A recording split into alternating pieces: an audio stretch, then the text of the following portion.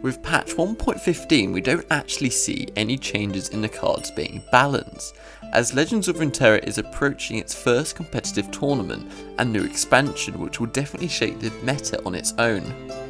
As a result, most of the meta didn't change, although it's always constantly evolving and deck run rates are constantly increasing and decreasing. This is S tier decks or best meta decks patch 1.15. Please remember to like and subscribe and turn on the bell notifications too. So let's dive in.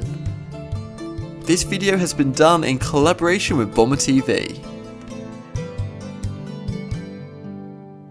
Finally, we see this deck lose consistency and dethrone from being the #1 deck it was a few patches ago. But of course, it's still a very viable deck and I expect this to continue for the remainder of this patch. This is Pyro Aggro and it's been here for a while now, featuring cards from Noxus and Bilgewater. Patch 1.11 did nerf the very strong card in this deck, Petty Officer. However, it still remains extremely viable, and whilst it didn't actually affect the deck too much then, now in patch 1.12 we drop him for Iron Ballista, and we continue to see the addition of Crackshot Corsair, which was buffed in the previous patch. The power cards here are Misfortune and Gangplank. Even if Misfortune will have a very hard time leveling up here, she's just here to be a more consistent way to level up Gangplank and to make your board wide and threatening as possible during your attacking turns, whilst Gangplank can end the game with against wide boards and therefore making an aggro mirror much easier to deal with. This deck has a lot of ways to end the game with burn units like Imperial Demolitionist or Jack the Winner. You also have Zap Spray Fin, which is a great way of finding your burn spells like Noxing for 4 and Make It Rain. Finish off the game with the biggest burn spell in the deck, Decimate. Scouts has returned to the meta and actually stayed here for a couple of patches now. In fact, it was never actually nerfed significantly, and if it wasn't for Genevieve Elmhart a while ago, which was significant but not enough to stop this deck flickering in this S tier space. Scouts has been staple since the release of Bilgewater, defining what the aggro strategy to beat is. This deck has an incredible curve benefiting from all the great units coming from Demacia. It's basically Mono Demacia featuring 3 copies of Misfortune. In patch 1.12, the playstyle of this deck has not changed much, but seems to have success due to mid-range doing well in the current meta. On the mulligan, you always want to keep Misfortune and Quinn, as those are key cards in the deck, but it's also important to have your 1-drops, Fleet Feather Tracker in particular, so you can also swap your Quinn for a Lucian if you feel Lucian suits your playstyle better, so a little bit of flexibility here. You want to level up Misfortune as fast as possible, which is always great if you want to attack with your scouts. So don't worry about killing your scouts, because basically you just need to get those attack rounds in as much as possible. You also have a lot of ways to generate value thanks to your tricks. Rangers Resolve to counter AoEs and get value trades on wide blocks. And you've also got Single Combat to remove their key cards, often getting a value trade by doing that. There's also Riposte as a way to shield from removal and deal bonus damage. And finally Back to Back, which is amazing if casted on your scout units, as they benefit from double the amount for that. Obviously they're getting 2 attacks, so double the bonus. This deck is currently the only survivor of many aggressive decks that were nerfed in recent patches, and as such it's the best performing one. This is probably the best option to go into ranked with right now. In fact, it's also the main deck of BomberTV, and you got the run rate that we showed just previous to this using in his streams, which you can obviously view. This deck remains untouched from balance changes, so its popularity has continued to rise. This card Aggro has seen a rebirth in some basically more recent patches, and it's still a good contender even in the Targon meta. It features cards from Piltover and Zorn and Noxus, with all but 2 cards costing 4 or less mana.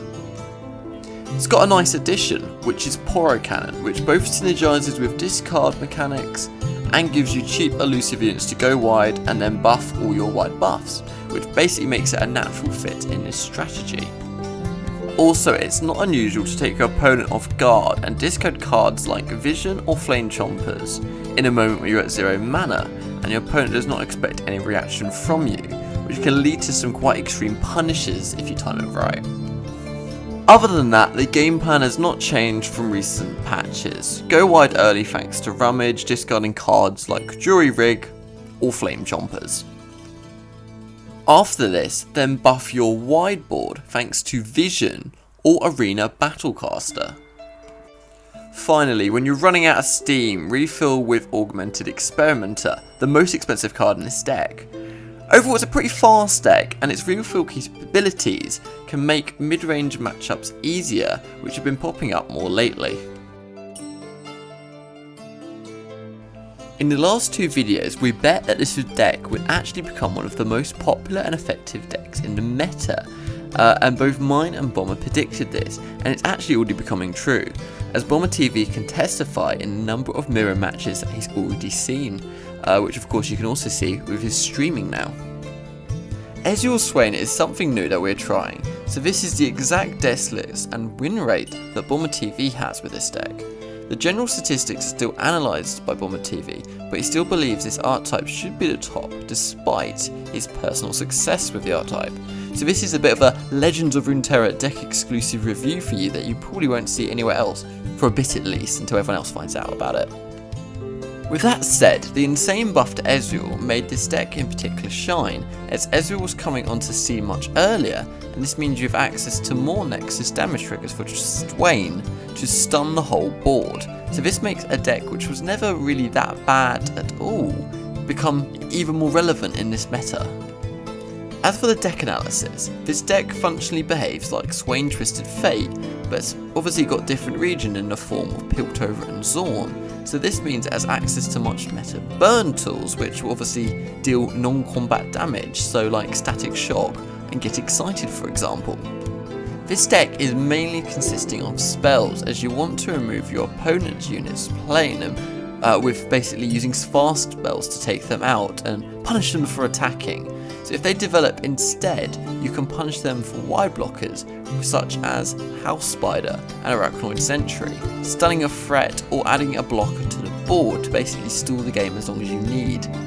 Then to finish off, slap on a Leviathan, Swain and or Ezreal onto the board, and the win should come very soon after this. So it's definitely a great deck and BomberTV personal recommendation. This analysis is done by BomberTV, a Masters tier player who does gameplays at Masters tier level and deck guides like this one. The link to his YouTube and Twitch channel is in the pinned comment or in the card above. What decks are you having the most luck with so far in patch 1.15? I would love to hear in the comments. Up next is top 10 decks patch 1.15, taking a look at the wide range of decks having success in the current patch. Win rates for the decks change throughout the patch, so I'll be curious to see if the top 4 decks are the same as the ones covered in this video. Please remember to like and subscribe and turn on bell notifications too. See you next time guys.